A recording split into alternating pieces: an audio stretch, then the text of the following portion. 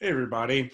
I'm going to take most of this week to talk about the existence and uniqueness theorem and another theorem called the continuity of solutions with respect to initial conditions that we've been using all semester long. And I had chosen not to discuss these in detail earlier simply because they're kind of technical and we can get the basic idea. We have the basic idea without talking about the details, but it's, I think, important to understand why this result on which almost everything that we've done builds, where that result comes from, and why differential equations have existence, have unique solutions, and in particular, we'll learn about when differential equations don't have unique solutions. So, but before I do that, I'm going to sort of do this kind of gently. I want to start off by simply talking about what is existence and uniqueness in a general context that you are more familiar with than differential equations. So that's what we want to spend some time doing. And so I'm going to start off actually here talking about existence. And I have an example for you that illustrates what existence is. So consider the function p of x equals 2x to the fifth power minus 10x plus 5. And we would like to know, does p of x equals 0 have a solution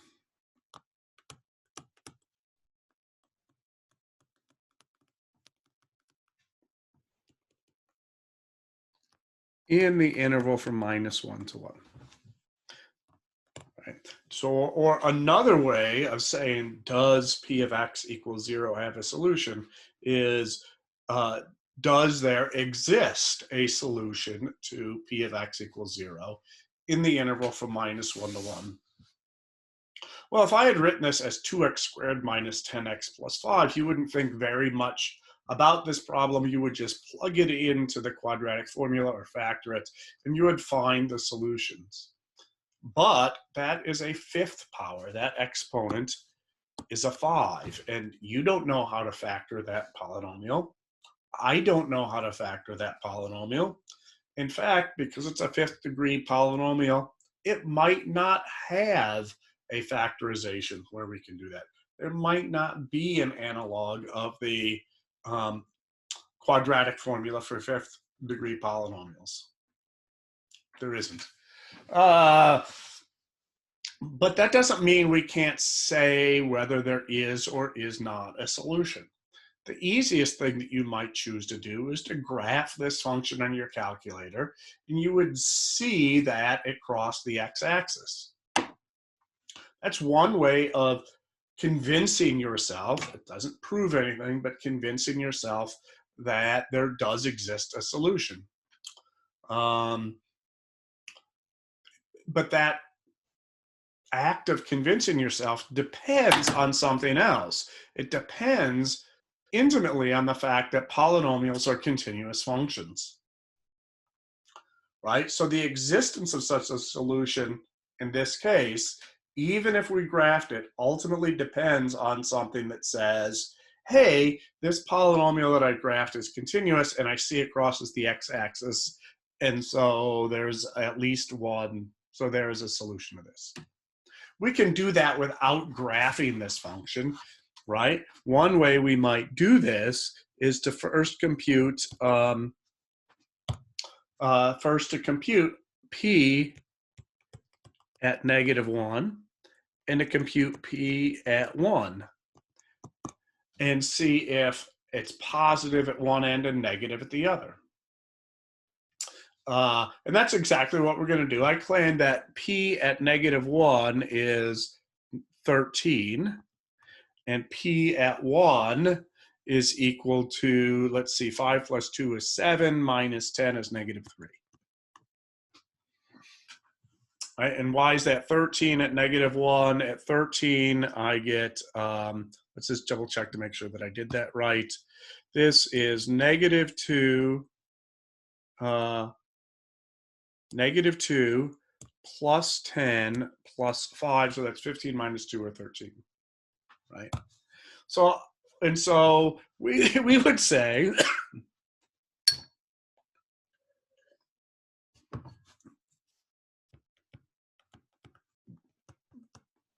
by the intermediate value theorem,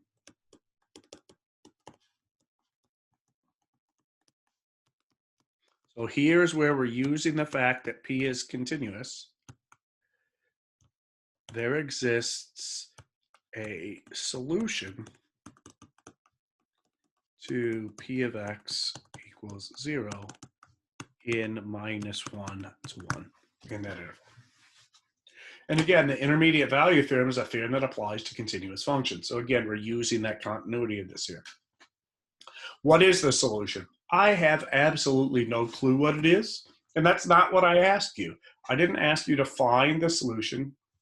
I just said, does there exist one? And so we asked, what's its value at negative 1? What's its value at 1? Oh, look, one's positive, one's negative.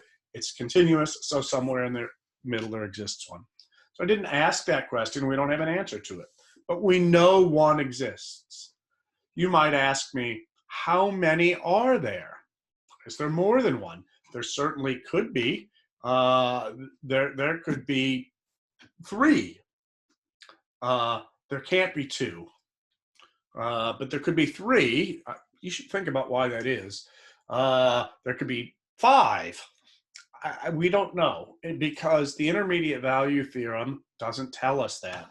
It says if it's negative here and positive here, then somewhere in the middle it crosses the axis at least once. Doesn't say whether it happens multiple times or not.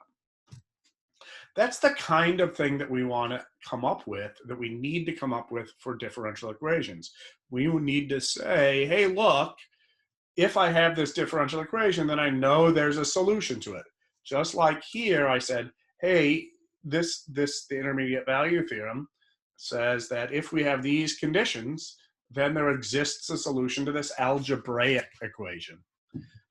It's harder for differential equations because we're not asking for an algebraic solution, a solution that's a number.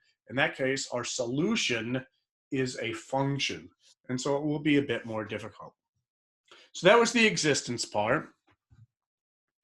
And I'm going to erase this in just a minute. So I'm going to wait just a second here to be sure that you've got that down. And I want to talk then about uniqueness.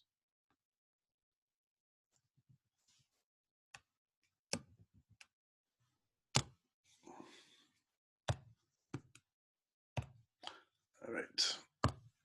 Now we'll talk about the uniqueness part. The uniqueness is, does there exist one or more than one solution? And we kind of got at that there, but I want to give you an example of an existence theorem, of a uniqueness theorem that you have seen before. So this is going to be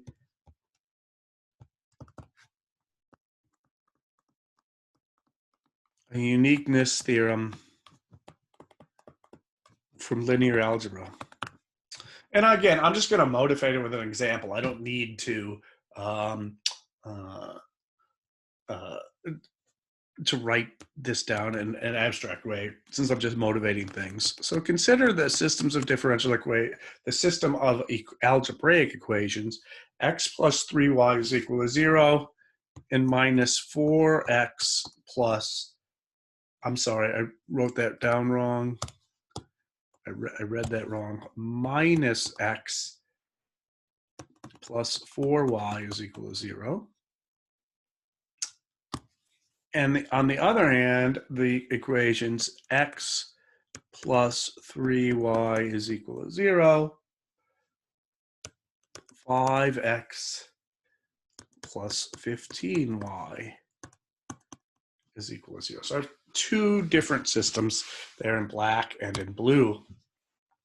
Now, we know that both of these systems of equations have a solution because that comes from linear algebra. And that solution that we know exists for both of them is the solution x equals 0 and y equals 0.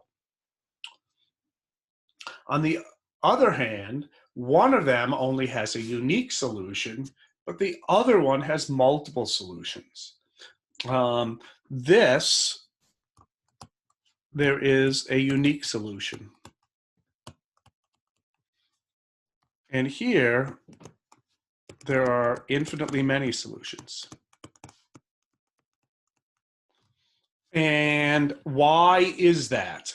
Well, there's a whole bunch of ways, because it's from linear algebra, that we could see that. The easiest way for me to see that and to explain that to you is to look at the matrix of coefficients 1, 3, negative 1, 4. And then over here, 1, 3, 5, 15. The determinant of this one is equal to 0.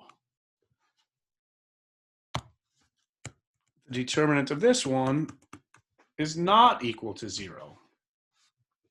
And not equal to 0. And it is that there's a theorem, right, from linear algebra that says if you have a system of equations, a system of n equations and n unknowns, and you write down the matrix of coefficients and you compute its determinant, if that determinant, there's a unique solution to mx equals 0 if and only if the determinant of that matrix M is not equal to 0. And that is, again, what we are after here. We want to know, are there conditions on the function, on the differential equation, that will guarantee that this stuff does happen, that there's one and only one solution, and not this stuff where there's infinitely many solutions, right? So that's our goal, is that we want to come up with a theorem very much like what this theorem from linear algebra about uniqueness of solutions to mx equals 0 that tell us when a system of differential equations has a unique solution, has a solution, existence, and when it has only one solution, uniqueness. Okay? So I'm gonna just quickly say, I'm not even gonna write this down, where we're going and what those conditions are. Later on, I have them formally written as a theorem. But here is the really short version of what's gonna happen. It's gonna turn out that if we have x dot equals f of t and x, and we're going to talk about it for non-autonomous ones. If f is continuous, that will imply existence. And if f and partial f partial x are continuous, that will imply uniqueness. And that's where we're going. So we're going to see that, and we're going to talk a little bit about, have some more background to do, and ultimately we'll get to the statement of this theorem. But that should give you an idea of where we're going and why, and how it relates to things that you have already seen in other instances. So I'm going to stop this, save it, and we'll move on to the next video.